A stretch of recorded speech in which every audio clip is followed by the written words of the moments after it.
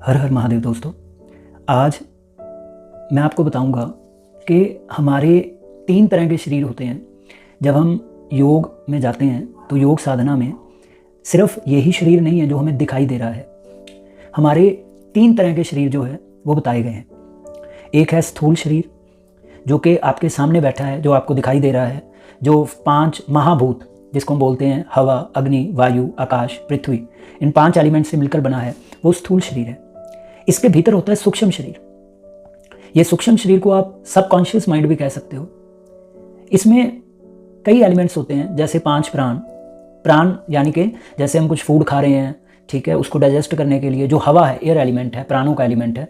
5 प्राण हो गए हैं। 5 उसमें ज्ञान इंद्रियां हैं। तो जो ज्ञान इंद्रियां, आपको लगता है कि आंख बाहर की है, नहीं, भीतर की भी एक आंख होती है सूक्ष्म शरीर की। 5 ज्ञान इंद्रियां, 5 ही कर्म इंद्रियां हैं। तो सूक्ष्म शरीर कर्म भी करता है। और एक अंतःकरण है। अंतःकरण आगे 4 हिस्सों में डिवाइड किया गया है, मन, बुद्धि, चित्त और अहंकार। ये 4 कंपोनेंट है। उसके बाद जो तीसरी लेयर आती है हमारी बॉडी की, विच इज कारण शरीर। कारण शरीर वो शरीर है जो हमारे जन्म और मरण का कारण बना हुआ है। इस कारण शरीर बेसिकली ये है नहीं है, कोई बॉडी नहीं है। कारण शरीर को आप देख नहीं सकते।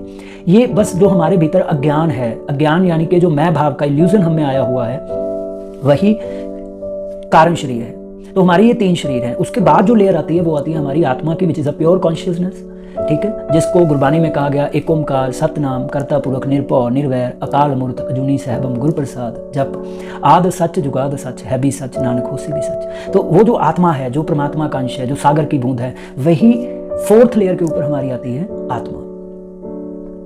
और जब आप मुक्त होते हो तो आत्मा भी नहीं है, एक टाइम तक है। तभी गौतम बुद्ध की जब आप फिलोसफी पढ़ते हो तो गौतम बुद्ध की फिलोसफी में आपको पढ़ने को मिलेगा कि जो आत्मा है वो है ही नहीं। इट्स जस्ट लाइक अ शिवत्व। ये इस तरह से है जैसे शून्य होता है कुछ। तो हमारे ये 3 शरीर हैं बेसिकली। अगर आप इन 3 शरीरों से जुड़े हुए हो तो आप बार बार जन्म मरण के चक्कर में रहोगे। 84 लाख योनियों में आप बार बार आते जाओगे, जाते जाओगे। तो स्थूल शरीर है, उसके बाद हमारा सूक्ष्म शरीर है जिसमें हमारा मन, इच्छाएं, ये सब है, और तीसरा अज्ञानता से बना हुआ हमारा कारण शरीर है जो कि हमारे जन्म मरण का कारण है।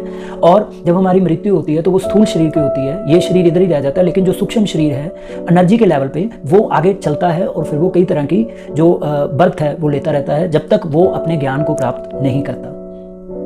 नेक्स्ट वीडियो में हम डिस्कशन करेंगे एक एक शरीर के बारे में डिटेल से। देखने के लिए धन्यवाद।